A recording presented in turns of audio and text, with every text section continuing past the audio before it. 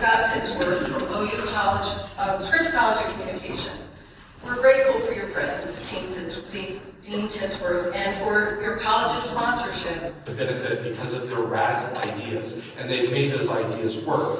Through positive deviance, you can not only achieve significant change for particular individuals, but for entire communities and cultures, right? It is my privilege to welcome you.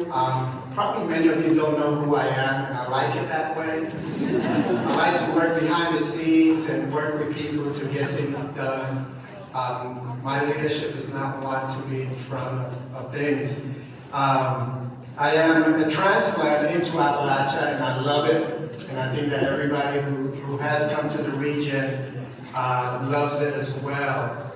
I welcome you to the Appalachian Studies 46th Annual Conference. And to think that this started in the 1970s and continues to go on, it is amazing. I want to highlight the committee, and I know that we've mentioned this before, but part of my job as the president is also to encourage and highlight the individuals that work with me to make the organization successful. So Michelle Maroney, Tiffany Arnold, Anne Ryan, Mary Thomas, our National Executive Director. I want to thank you all because you are the backbone who has made sure that this organization and the conference has functioned this past year. I want to highlight everybody who has been part of the planning committee, all the volunteers, all the leaders of Iowa University for lending us your space, the mayor, and the leaders of the county for allowing us to come and visit. I fancy myself a poet, but the person that I'm going to welcome to the stage is truly a poet. He is the poet laureate of West Virginia. Mark Harshman has been doing great work in West Virginia and in the region for a long time. And I appreciate him being the MC for our award ceremony. He was appointed by former Governor Tomlin and has had a lot of work regarding poetry and children's book. And it is important for me to acknowledge him because I love people who work with our children and who want to help our children grow to be better human beings. So with that said, I want to welcome Mark Harshman to the microphone.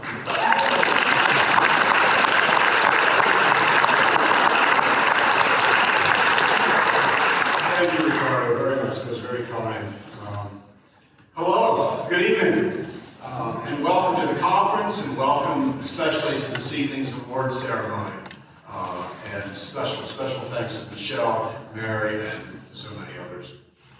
The Appalachian Studies Association presents many awards at its annual conference, and the awards recognize a variety of individuals who contribute to Appalachian communities, scholarship, teaching, and activism.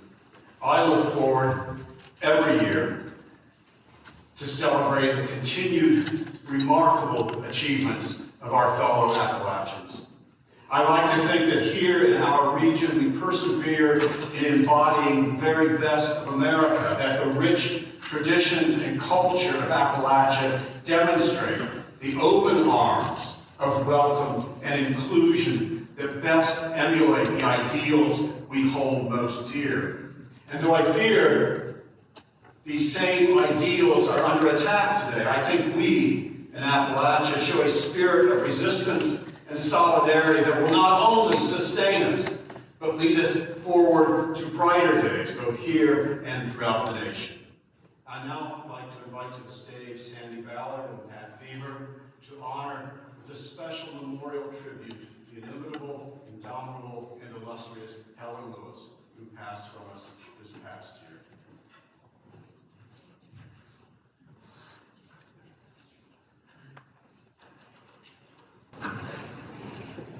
I'm Sandy Ballard from Appalachian State University and editor of Appalachian Journal. This is Pat Beaver, the founding director of App State's Center for Appalachian Studies, which she led for more than 20 years. With Judy Jennings, Pat edited the book Helen Lewis, Living Social Justice in Appalachia. And Pat often traveled with Helen, our mentor and our friend. We're here to celebrate the life of Helen Lewis, who died last year on September 4th. We admire Helen's bold search for truth and her radical pedagogy. She pursued a life of social justice, challenging conventions and shaping the emerging field of Appalachian studies.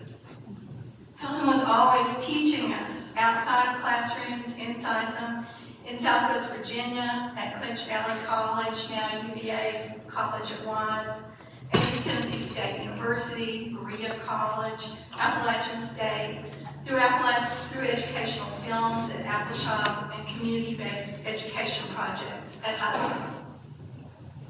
Helen's book, Applying the Colonial Model to Appalachian Coalfields, set the stage for new interpretations of mountain life, from music to politics, and helped spur regional action for social change. In the mid-1970s, Helen invited East Tennessean and Rhodes Scholar John Gaventa to her college sociology classes in Wise. Gaventa had videotaped striking coal miners in Wales and American miners at the Brookside strike in Harlan County. She traveled with him to research coal mining communities in South Wales and document daily life during the final decade of coal mining there. The U.S. Department of Labor funded Helen's plan for a cultural exchange between Welsh miners and Appalachian coal miners in 1979, and Helen called Pat for help in touring the Welsh miners around the mountains. Pat had access to university bands. That was my first trip with Helen. I became the van driver, and so began decades of journeys with Helen across Appalachia, Wales, France, and Southern Africa.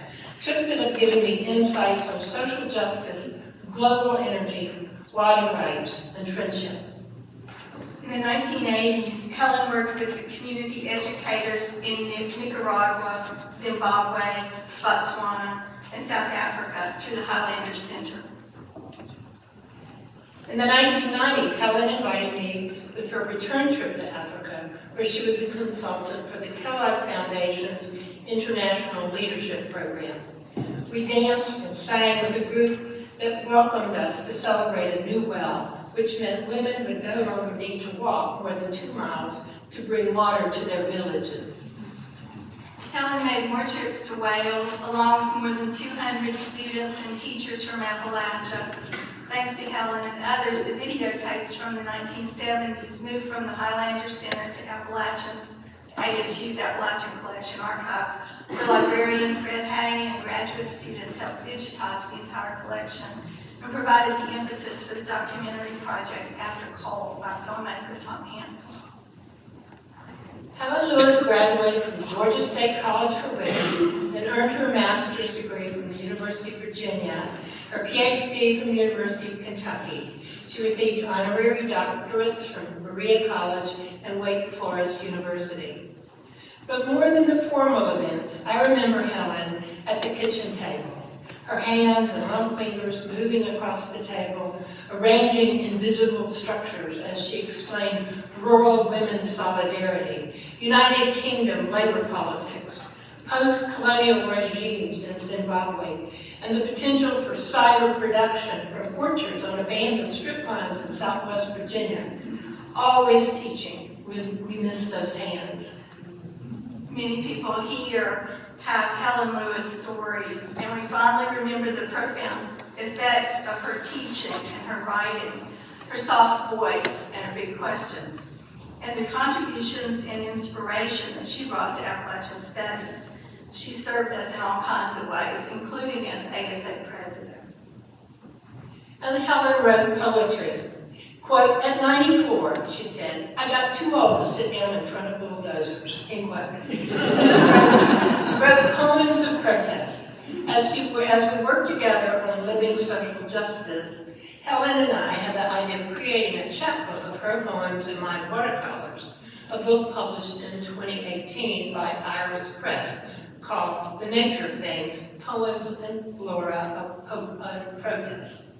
Helen thought she would die young, like her parents, but I thought she would live forever. Last fall, in 2022, Helen was lovingly laid to rest at her beloved River Farm by her friends and neighbors and fellow travelers. We are bound together in love and respect for Helen Lewis and all the things she taught us. She celebrated her birthdays in exotic places, including her 90th at Pawleys Island. We celebrate her contributions to Appalachian studies and to the world. She'd want us to keep community building and singing and dancing.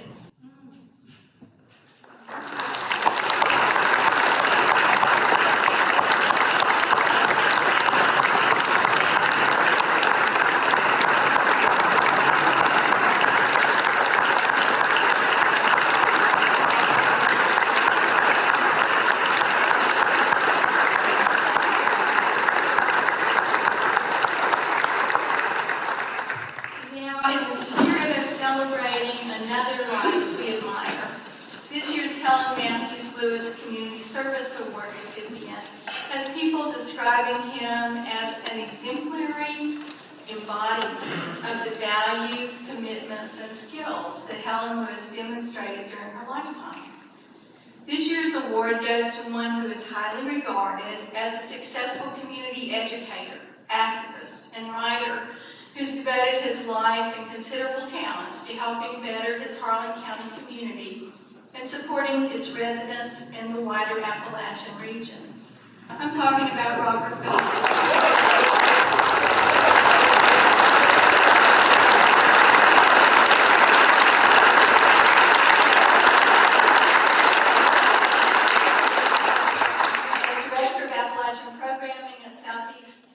Kentucky Community and Technical College, Robert has personified traditions fashioned by Helen Lewis, just as she famously used her sociological understandings and people skills to empower ordinary citizens to do unordinary things. Robert has used his artistic understanding and skills to empower his students and fellow citizens to do extraordinary things, especially in the long-term and enduring community arts projects that Robert's nurtured in 20 years of leading hundreds of Harlan Countyans to work as cast and crew and creator of now 8 Higher Ground productions.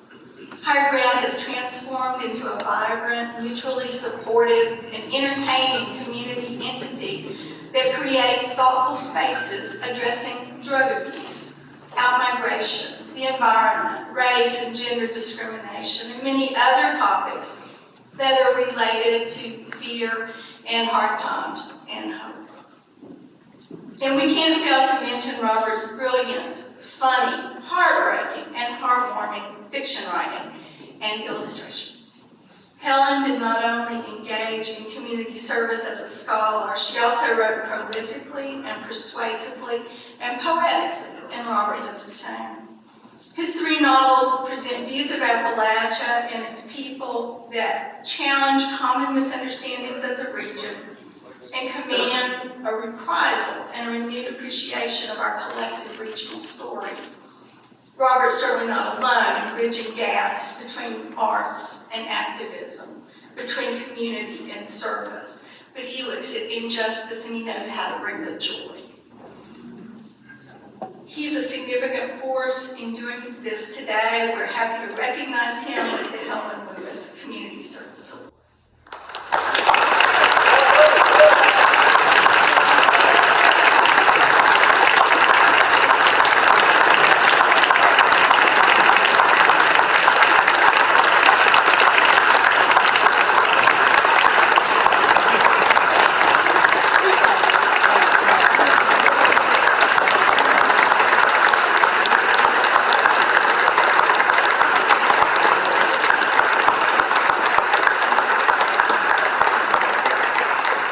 Super meaningful award for me.